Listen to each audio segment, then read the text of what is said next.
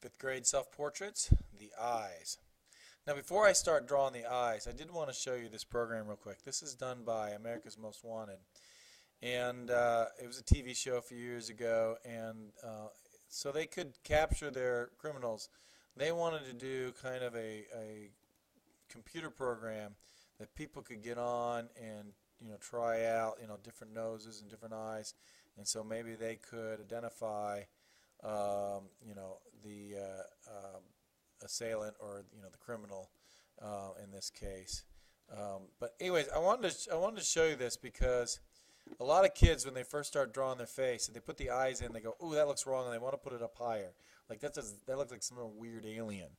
Well, the truth is, if you took your nose, your mouth off, and you didn't have any hair, you would look like a weird alien. It's just part of drawing. You got to trust that those eyes go in the middle. But if I measure from here to here, that is halfway, and there's one eye distance in between. Now there are lots of different eyes here. I mean, there are literally 900 different eyes in this program alone. But basically, they all follow the same rules. One eye distance in between, halfway up there. The other eye goes to about the ear, making the face about 5 eyes across. Let's watch Doodle draw the eyes, and then I'll demonstrate what I like to do. The eyes. Of course, the eye is a ball, and the lids wrap around it. The eye itself is comprised of the iris and the pupil. Notice that the iris is a part of the eye that contains color, and it's a perfect circle. The outer rim of the iris tends to be a little darker than the inside. The black hole in the center of the iris is called a pupil. That's how light enters the eye so we can see.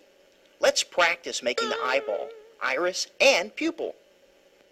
Moving on to the eyelids, we can see how they lay across the round eyeball. The eye opening is shaped a lot like a football.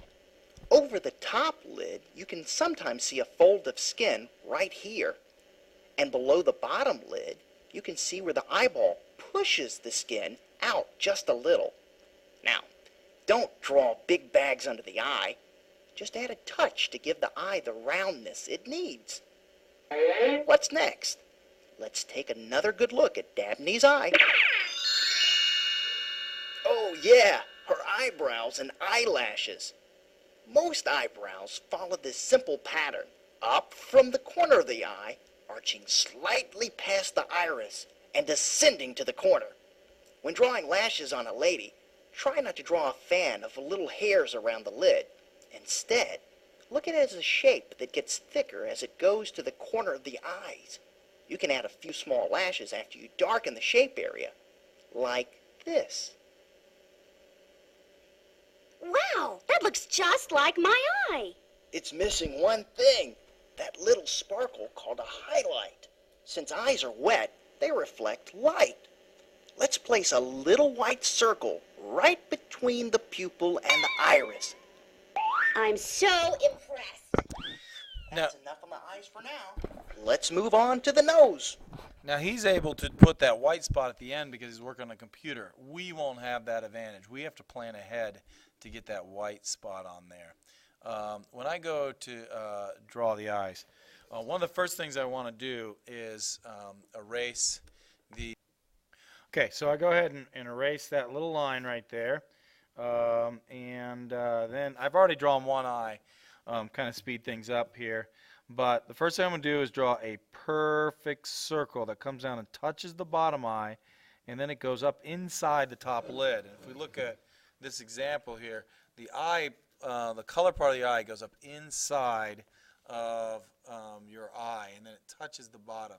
And then there's a black spot, and there's a white circle there that represents, the like either the sun or the lights in the room. So I always make sure I put that on there first. Unlike Doodle, it won't be white unless I kind of reserve it as white. So I got the darkest dark of my portrait right next to the lightest light. And then I go ahead and I shade that in. And then I have gray. If you can do black, white, and gray like that, you're on your way of making a really good eye. The rest is just sort of extras. We got eyelashes. Don't forget the eyelashes go out here, but the white spot should stay in the same spot. In this case, my eye, they're both at like 2 o'clock. And then I move that down here like this. Don't forget that little wrinkle above the eye. You know, your eyelash has to go somewhere. And your eyebrow should be 1 eye distance above, at least that high. So I go ahead and put that in there like that. And that's pretty much all there is to it. I mean, I know a lot of people who just kind of practice eyes and work on eyes. You get those eyes, and it does take some time to practice and make them the same. I don't know if I've even succeeded on this one to make them the same. I could kind of go back and try to work on that to make them look good. But practice those, have fun, and enjoy doing the eyes.